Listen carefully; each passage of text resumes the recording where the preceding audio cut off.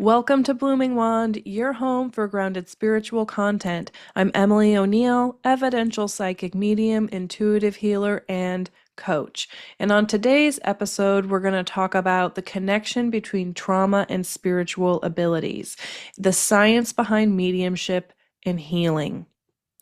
My therapist once told me that I was hypervigilant, a term that initially felt like another label for something that was wrong with me. And what I've come to understand through years of training and therapy and research is that hypervigilance and dissociation, because my therapist told me I had a tendency to dissociate as well, while often are born from trauma, can become profound tools for healing when approached with intention and proper support.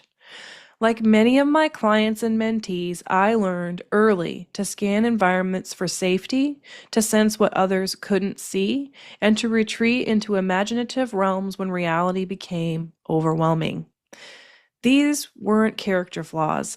They were sophisticated neurological adaptations that helped me survive difficult circumstances.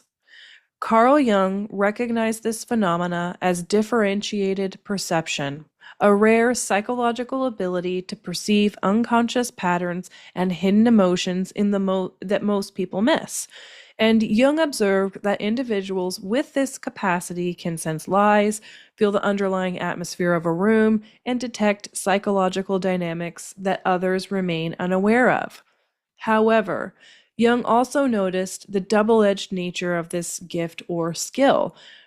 Those with differentiated perception often experience psychological distress, social isolation, and may feel like scapegoats because their insights can make others feel uncomfortable or feel exposed.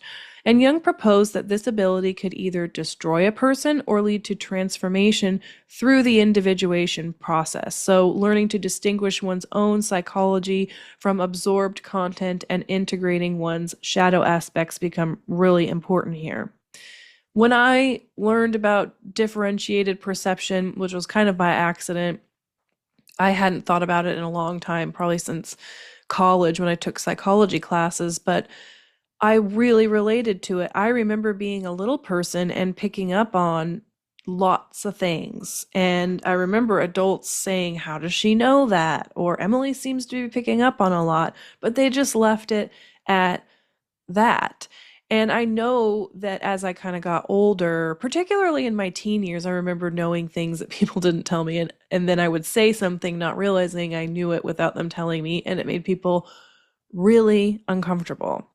And the other thing I think that sticks out to me when I reflect, at least on my experience, was the lying. If anybody lies to me, I know. I can feel it in my bones. I'm just like, that's not the truth.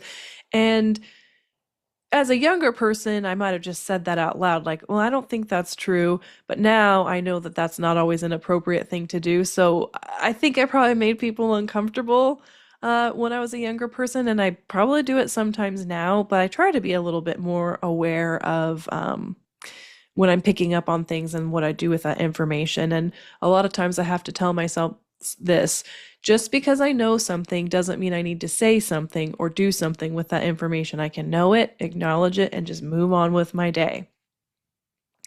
One of the interesting things that I did just mention was we absorb content and we need to understand boundaries around that, whether we need to do something about that information or not. Of course, when we're little, we're absorbing it and we don't know what those boundaries are. I didn't anyway. But he mentions integrating one's shadow aspects. So if we're a little person who's constantly scanning our environment to make sure that we're safe, we're going to grow up doing that. And that could be rooted in fear. It could be rooted in a need to control. It could be rooted in anything. And sometimes we don't know what's motivating our behavior or our mechanisms of behavior. And those are kind of our shadow aspects. Sometimes engaging our shadow aspects or parts of ourself that make us feel uncomfortable is hard and challenging because it can be emotional. And a lot of times, at least for me, when I was diving into that, there was a lot of grief that came up for me around little Emily. And so I just want to throw that out there, that when you kind of start the journey of maybe realizing, if your journey is similar to mine, wow, this hypervigilance is a mechanism of protection. It's a behavior that has kept me safe, but could it transform into something else? And that's what this episode is really about. Now, this Jungian understanding of differentiated perception provides crucial context for the trauma mediumship connection. What begins as hypervigilant scanning for survival can evolve into sophisticated perceptual abilities that, with proper development, become tools for conscious service. Now, let's dive into what science tells us about mediumship and perception. Recent research from multiple disciplines is revealing that mediumship abilities may have measurable biological foundations rooted in neurological adaptations to early experiences. The Windbridge Research Center's rigorous scientific protocols have found that mediumship creates distinct brain states. I think a lot of people know this. Using EEG technology, researchers did discover that when mediums communicate with deceased persons, their brain activity differs measurably from ordinary thinking, imagination, or memory recall.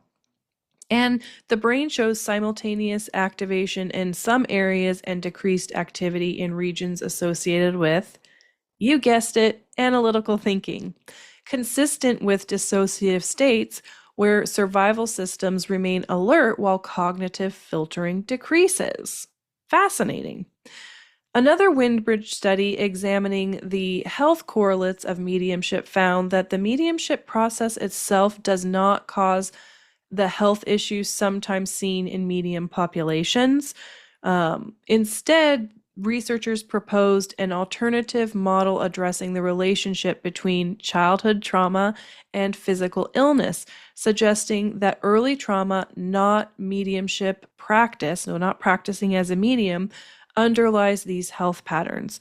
So under quintuple blind conditions, where neither mediums, researchers, nor clients know details about the deceased persons, trained mediums have demonstrated statistically significant accuracy in providing specific information about people that they've never met.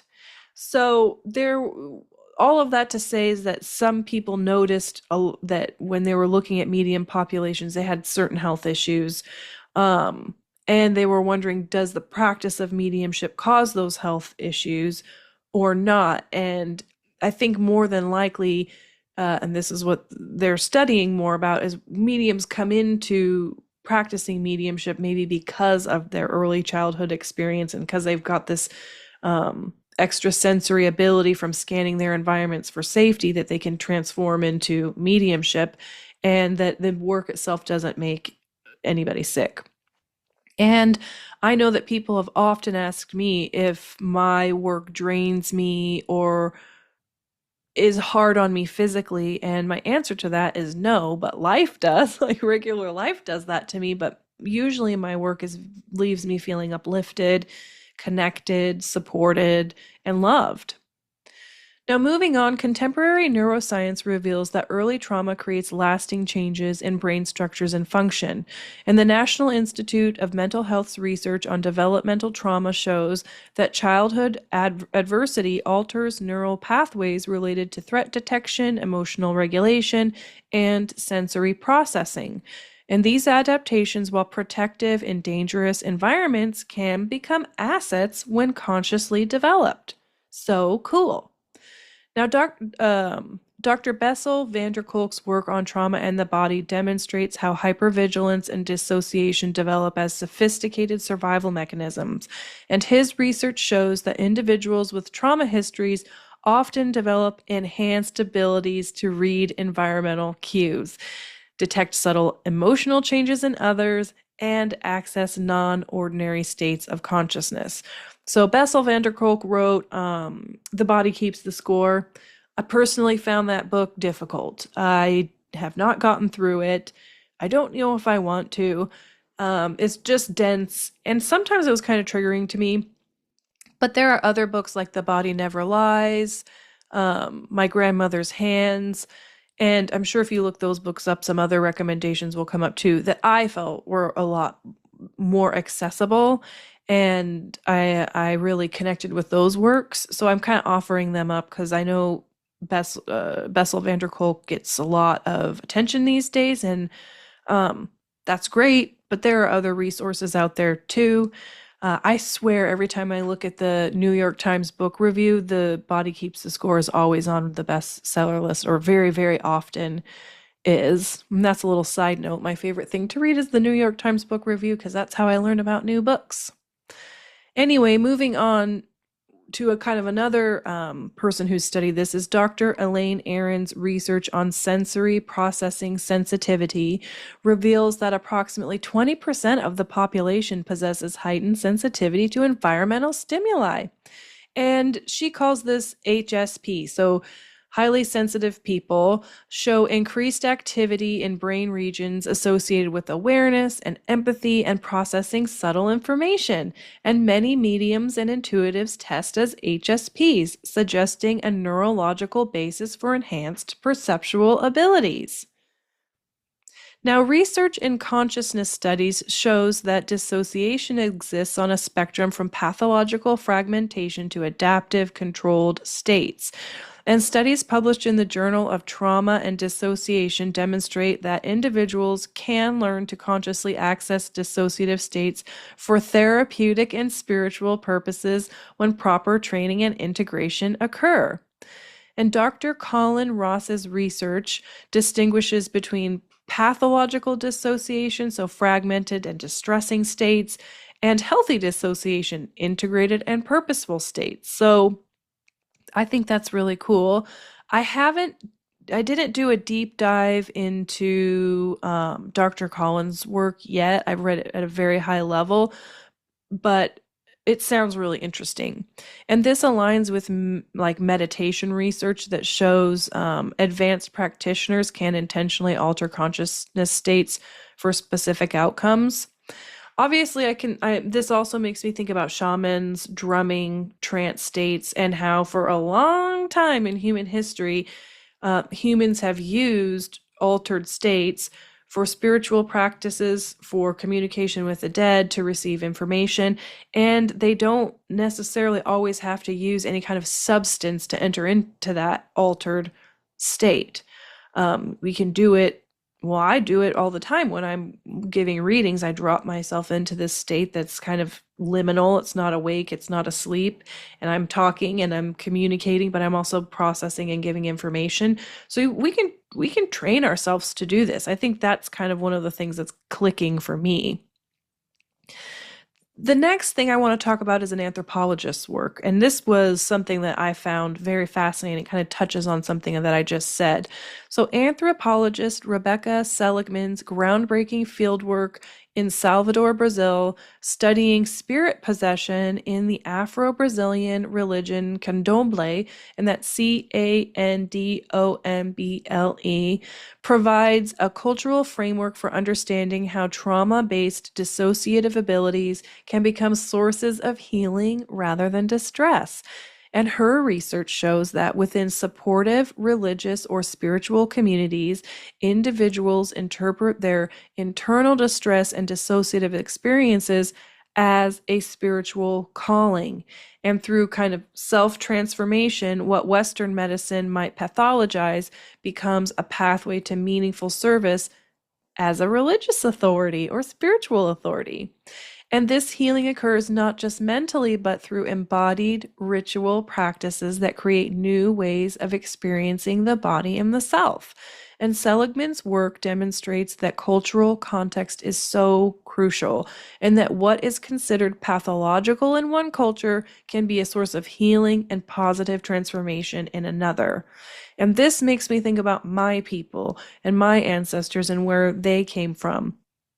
I currently live on Turtle Island, on land that is of the Cowlitz people. My people are not from the Americas. My people are from the United Kingdom, Western Europe, some areas of Eastern Europe, and Scandinavian countries, frankly. And through the process of colonization and my people coming here, I've been completely separated from the old ways of the ones of my ancestors. And I don't have this like cultural context for developing this skill set that somehow I think that I came into the world with and developed it at a young age. I also wonder if I inherited it a little bit through intergenerational family trauma. So I think the phrase is epigenetics, that we inherit more than just like blue eyes, but we can inherit pain and memories through our ancestral line. It's very, very fascinating stuff, but I didn't have any support for any of it. It was sort of just like Emily's kind of weird, or people just didn't talk about it. And it wasn't until, gosh, I must have been in my late 30s, and I'm 44 now, that I started to make this connection that my hypervigilance and my dissociative ability, or like me dissociating, wasn't just this like bad thing, that it was it made me actually able to help people, and that I could apply it in useful ways for not just myself and my community. And it was from my own doing therapy and internal family systems work with practitioners, and different kinds of engaging teachers and mentors, that I was able to not let these behaviors be burdens, but be tools for self evolution, and also tools that I could offer to the community in a meaningful way. And that's part of the reason I wanted to do this episode, was to talk about this in a different way. I think New Age spirituality has an interesting way of positioning mediumship and psychism and some of these more things, and it does lean into the mystical and the spiritual. But I want to talk about the science and the history and the anthropology and all of these other things too, because I think it's worth it. And I wish more people who are writing books and creating content would dive into this stuff.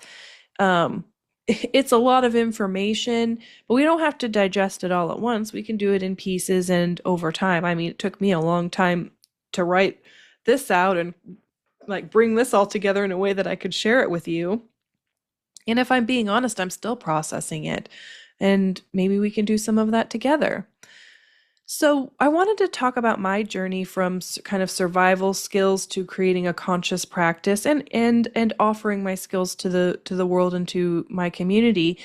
When I began training at the Oak Ridge Institute, I discovered that my hypervigilance and my capacity to dissociate were skills that I developed to navigate childhood trauma could be transformed into tools for serving others. But that transformation required a lot of intentional work.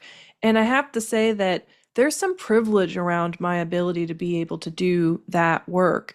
Things have changed in my life. And like I said, I don't think it was till my late 30s that the opportunity even presented itself to me, because I had to get through life and survive, and find resources and tools, and then commit time and money to be able to get the support that I needed to do this. And on that note, it's why I try to provide lots of free tools to all of you, and open discussion through the YouTube channel and the podcast, because I kind of want to share some of what I've learned and maybe decrease barriers to access to some of these tools and information.